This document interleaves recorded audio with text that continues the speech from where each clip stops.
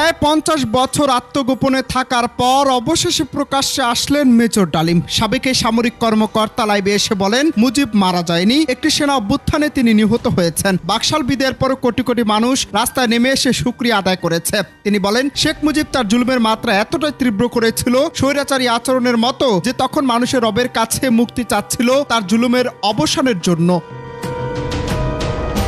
এ সময় মেজর ডালিম আরো বলেন, তথাকথিত নেতারা যখন ভারতে পালিয়ে যায়, ছিল না কেউ তখন নেতৃত্ব দেওয়ার। সমঝোতা নিয়ে সবাই ব্যস্ত। পাকিস্তান বাহিনী যখন বাঙালির উপর হামলে পড়েছিল, তখন মেজর জিয়া স্বাধীনতার ঘোষণা দেন। মেজর জিয়ার ঘোষণা শুনে মনে হলো আর বসে থাকার সময় নেই। তখনই পাকিস্তানের বিরুদ্ধে যুদ্ধে নেমে যান। এভাবেই মহান মুক্তিযুদ্ধের অমীমাংসিত বিষয় নিয়ে মন্তব্য করেন মেজর ডালিম।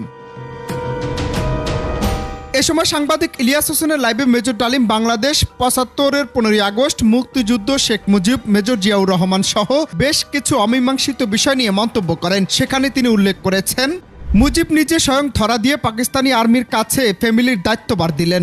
মুজিবের ভাষণে নয়, মেজর জিয়াউর রহমানের ডাকে লক্ষ লক্ষ মানুষ একতাবদ্ধ হয়েছিল এবং আমি নিজেও পাকিস্তান থেকে চলে এসেছিলাম মেজর জিয়ার ডাকে। মুক্তিযুদ্ধে সর্বমোট শহীদের সংখ্যা ৩০ লক্ষ নয়, বরং ৩ লক্ষ।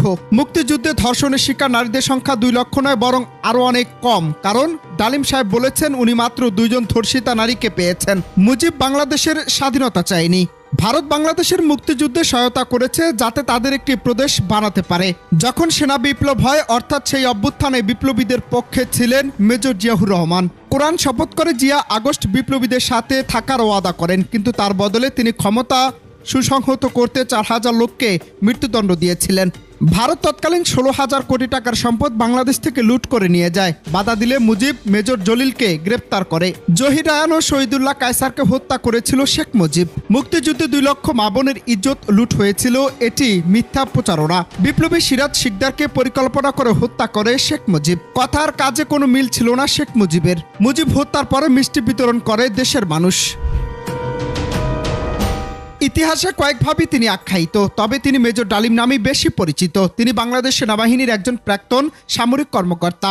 অভিযোগ ছিল ১৯৭৫ সালের ১৫ই আগস্ট বাংলাদেশের তৎকালীন রাষ্ট্রপতি শেখ মুজিবুর রহমানকে সপরিবার হত্যার সাথে তিনি জড়িত ছিলেন। দীর্ঘদিন পর প্রকাশ্যে এলেন সেই মেজর ডালিম।